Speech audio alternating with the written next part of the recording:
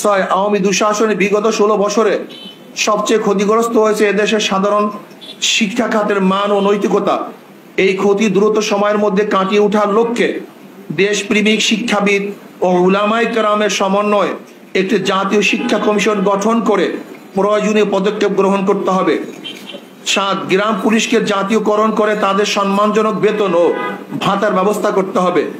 প্রিয় সাংবাদিক বন্ধুগণ, ছাত্র জনতার এই আন্দোলন হত্যা, লুটতারাজ ও অবৈধ ক্ষমতা প্রয়োগের বিরুদ্ধে ছিল।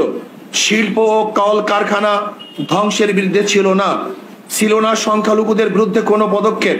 সেজন্য আমরা বিশ্বাস করি যারা লুটতারাজ, দখলদারি, অরাজকতা ও সংখ্যালঘুদের উপর কোনো রকম হুমকি সৃষ্টিকারী কার্যকলাপে লিপ্ত, তারা এই আন্দোলনে সম্পৃক্ত কেউ না, বরং তারা সুযোগ সন্ধানী। সুতরাং আমরা বর্তমান অন্তর্বর্তীকালীন সরকারকে এই সকল অরাজকতা সৃষ্টিকারীদের প্রতি কঠোর পদক্ষেপ নেওয়ার আহ্বান করছি। প্রিয় সাংবাদিক বন্ধুগণ, ইসলামী আন্দোলন বাংলাদেশ মনে করে দেশের সকল নাগরিক সমান মর্যাদা অধিকার প্রাপ্ত। ধর্মের কারণে কাউকে আঘাত করা বা কাউকে প্রতিপক্ষ বানানোকে ইসলাম ও রাষ্ট্রীয় আইনও সমর্থন করে না, আমাদের আন্দোলনের চেতনা ও সমর্থন করে না। সেজন্য বলবো